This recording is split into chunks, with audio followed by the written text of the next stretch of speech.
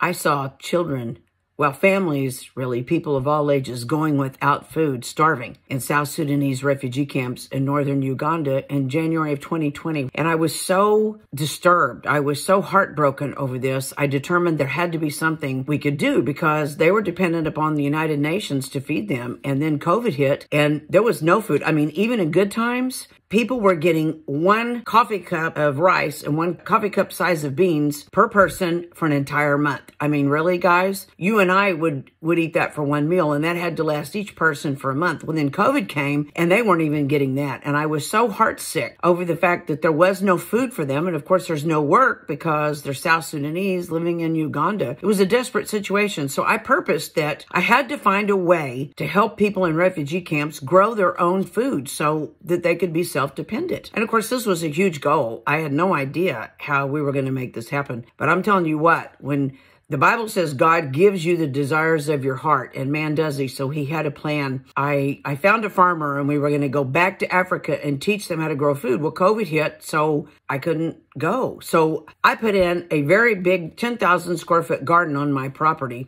with the idea that I would grow food and I would make videos to teach people how to grow food, because even in refugee camps, they could get little videos on cell phones. So that's what we did. And I started working with an organization in Zimbabwe, Africa, called Foundations for Farming. So I want to show you some pictures now. This refugee camp I went to, they've learned how to grow food. And look at this. This is their first garden, y'all. They are actually growing food. They are self-dependent.